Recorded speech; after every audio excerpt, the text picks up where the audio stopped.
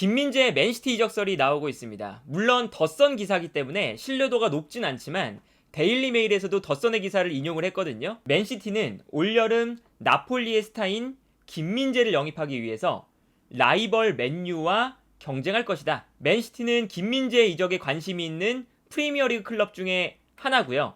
현재 맨유, 리버풀, 토트넘 그리고 맨시티까지 모두 나폴리 수비수인 김민재가 4천만 파운드 정도의 방출 조항이 있기 때문에 이 바이아웃을 활성화하는데 관심을 보이고 있습니다. 물론 이 기사가 공신력이 높다고 할 수는 없지만 일단 맨시티 이적설이 나왔는데 이게 현실성이 있느냐 없느냐를 보려면 일단 맨시티 선수단의 구성을 봐야겠죠.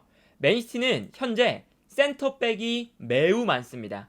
디아스, 라포르테, 스톤스, 아케, 아칸지. 일단 이 5명의 선수가 있기 때문에 센터백 영입이 당장 필요하지 않은 상태예요.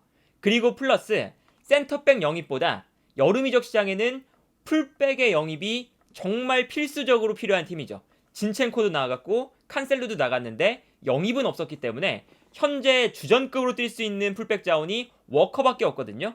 그런데 워커도 나이가 있기 때문에 조금씩 내려가는 타이밍이라서 워커를 대신할 풀백도 필요합니다. 그래서 왼쪽 오른쪽 풀백의 영입이 매우 필요한 상황인데 그래서 센터백보다는 좌우 풀백의 영입이 맨시티는 다음 이적 시장의 가장 키포인트라고 할 수가 있기 때문에 김민재를 구체적으로 노릴 것인가에 대한 의문점이 있어요.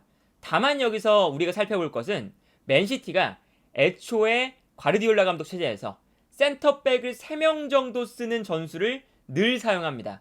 그리고 여기에 더해서 이번 시즌 5명의 센터백이 있지만 라포르테가 다음 시즌에 나갈 가능성이 높아지고 있고요. 그래서 예를 들면 칸셀루와 워커가 주전으로 뛰었던 지난 시즌만 봐도 칸셀루가 중앙으로 들어오고 대신에 3백을 만들면서 약간 워커가 3백의 한 자리에서 뛰게 되는, 워커가 사실상 센터백에 가까운 포지션에서 플레이를 했거든요. 그리고 최근에는 칸셀루는 바이에른 뮌헨으로 임대 이적을 했고 워커는 경기에 나오지 못하면서 현재 과르디올라가 어떤 전술을 쓰느냐, 아칸지를 오른쪽, 아케를 왼쪽 풀백에 사용을 해요. 그래서 4명의 센터백을 사용을 하거든요.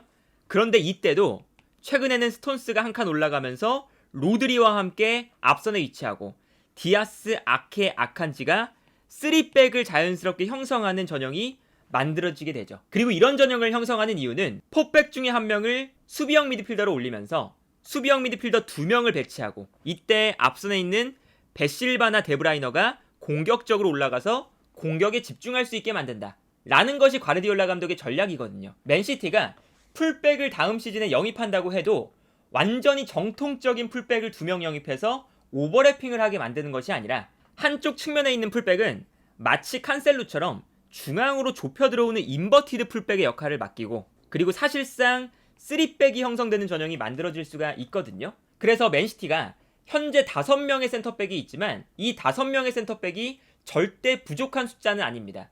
그리고 여기서 라포르테가 나간다고 하면 사실 1명 정도는 더 추가될 가능성도 있어요. 그래서 맨시티가 센터백 영입이 다음 시즌에 절대 없을 것이다 라고 확신할 수 없고, 그래서 김민재에게 관심이 있을 수도 있거든요. 그런데 여기서 우리가 생각해봐야 되는 건 과연 김민재가 맨시티 스타일과 맞을 것이냐 라는 걸 생각해봐야 되는데 이거는 맞는 부분도 있고 맞지 않는 부분도 있습니다. 일단 첫 번째로 맨시티가 최근에 쓰는 전형을 보면 스톤스가 한 명 올라가면서 아까 말씀드렸던 것처럼 포백이 한 명이 올라가고요. 그리고 자연스럽게 3백이 만들어지는 걸 볼 수가 있어요.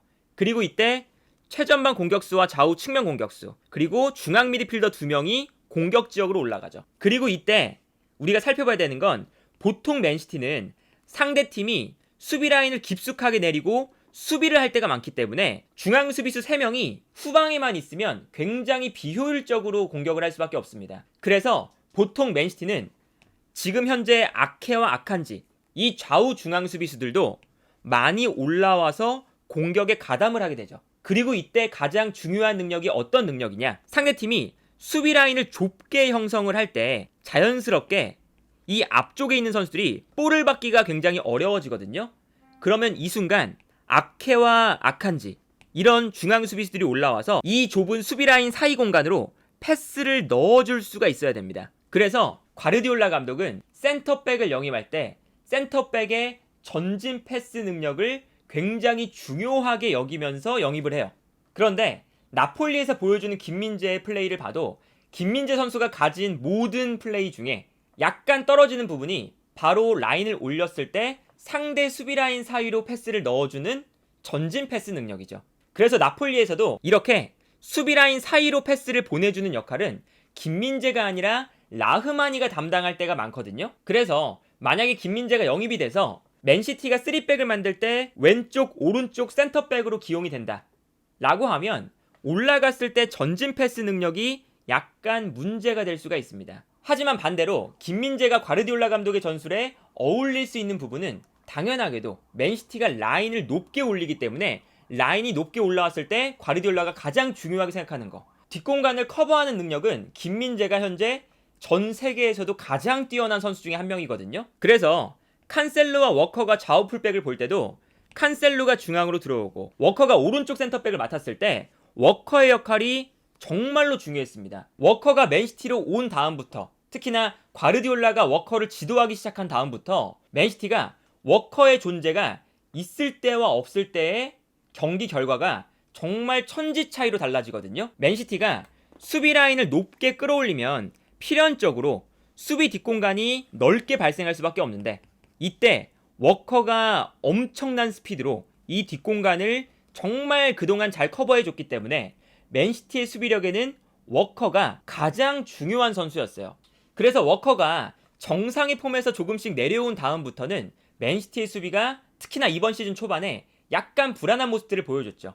그리고 물론 최근 들어서는 과르디올라 감독이 이렇게 4명의 센터백을 쓰면서 스톤스를 올리고 아케와 아칸지가 좌우 중앙 수비수를 보면서 분명 수비적으로 안정적인 모습을 보여주고 있지만 잠재적인 문제점 중 하나가 워커만큼의 이 뒷공간 커버 능력을 보여주진 못한다는 거거든요. 그래서 특히나 지난 챔피언스리그 8강전에서 물론 바이에른 뮌헨이 떨어지긴 했지만 투엘 감독이 어떤 모습을 보여줬냐면 맨시티가 3백을 만드니까 좌우 측면에 바이에른 뮌헨에서 스피드가 가장 빠른 사네와 코망을 측면 넓게 배치합니다.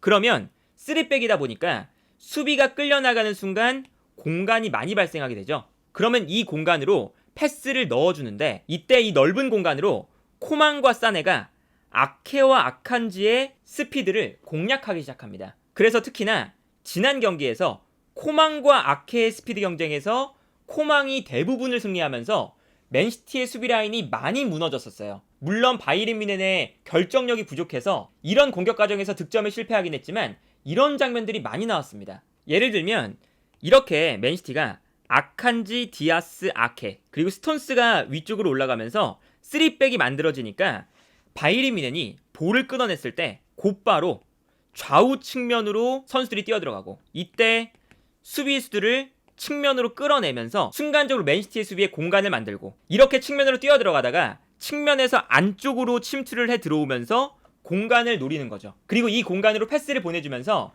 맨시티의 수비 뒷공간을 바이에른 뮌헨이 잘 공략했던 경기였는데, 그런데 이런 공간 커버 능력은 김민재가 사실 이번 시즌 가장 잘 보여주고 있죠. 이 장면을 보시면 지난 경기에서 로보트카가 측면에서 순간적으로 미끄러지면서 유벤투스가 측면 공간을 완벽하게 무너뜨린 장면입니다. 그런데 김민재가 측면으로 뛰어들어가는 선수를 순식간에 따라가면서 측면 돌파를 막아 세우고 여기서 김민재의 압박을 순식간에 받다 보니까 공격수가 당황해서 너무나 어처구니 없는 패스가 나오게 되는 이러한 장면을 볼 수가 있었거든요. 그렇기 때문에 워커가 정상의 폼에서 내려온 상황에서 현재 맨시티의 수비 라인에는 워커만큼 수비 뒷공간을 커버해줄 수 있는 선수가 없고, 그렇다면 워커만큼 빠른 풀백을 영입해서 워커를 대체하지 않는 이상 맨시티가 김민재 같은 정말 빠른 센터백을 영입해서 3백의 한 자리를 수비 뒷공간을 커버하는 능력이 좋은 선수로 채우는 이러한 것도 가능하다라고 볼 수가 있겠고요. 여기에 대해서 또 다른 포인트는 맨시티가 자연스럽게 수비 라인이 올라왔을 때 수비 뒷공간을 커버하는 능력도 중요하지만 앞선에서 상대팀이 공격을 전개하는 순간 센터백들이 올라가서 상대의 공격을 앞선에서 압박하는 것도 굉장히 중요합니다. 상대팀 입장에서는 맨시티의 뒷공간으로 애초에 패스를 뿌려줄 수가 없고, 그리고 맨시티 입장에서는 앞쪽에서 볼을 빼앗는 순간 볼을 빼앗는 위치에서 곧바로 공격을 다시 시작할 수가 있거든요. 심지어 상대의 골대와 아주 가까운 거리가 되겠죠. 그래서 과르디올라 감독 체제에서의 센터백은 수비 뒷공간을 커버하는 능력도 중요하지만 공격적으로 과감하게 올라가서 상대를 압박하는 능력도 굉장히 중요합니다. 그런데 이때 김민재가 이번 시즌 수비 라인을 엄청나게 높이는 나폴리라는 팀에 소속이 되어 있고, 그리고 나폴리에서 이번 시즌 공격적인 수비에 유럽 전체에서 가장 뛰어난 모습을 보여주는 선수가 또 김민재죠.